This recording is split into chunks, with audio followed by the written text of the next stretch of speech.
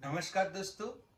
Bank या financial institution के जो रुपया या उधार लिए हुए जो रुपया है वो ना देने पर किसी को जेल या अरेस्ट नहीं होता है, मगर कुछ कारण है जहां पर जेल और जरिमाना ये सारे कुछ हो सकता है।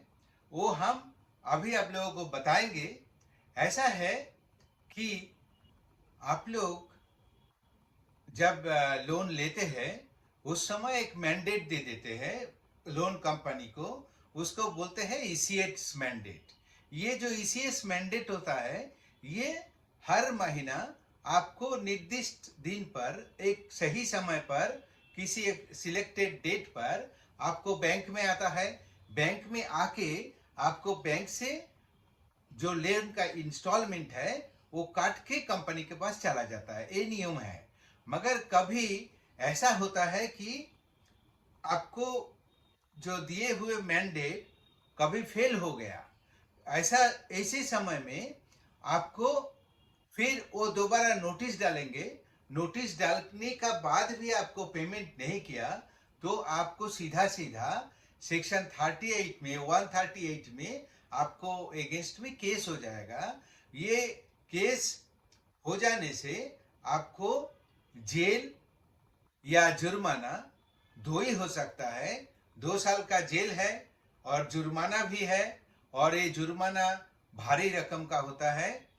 इस जगह पर ये एक कारण से आपको जेल जाने के नौबत आ सकता है। ये आप जानकारी रखिए।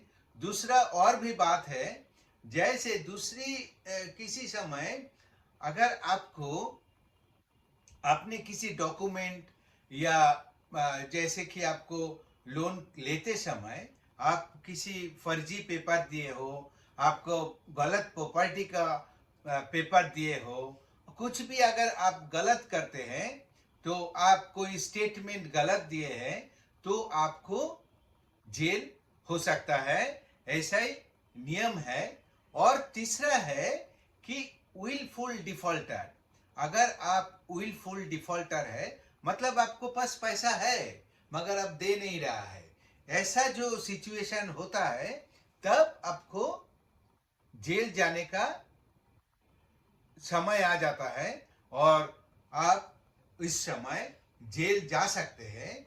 और ये जो विलफुल डिफॉल्टर ये आपको reserve bank of India RBI declare करता है कि आपको पास पैसा है मगर फिर भी आप पैसा नहीं दिए, इसलिए आपको विलफुल डिफॉल्टर का तकमा देते हैं।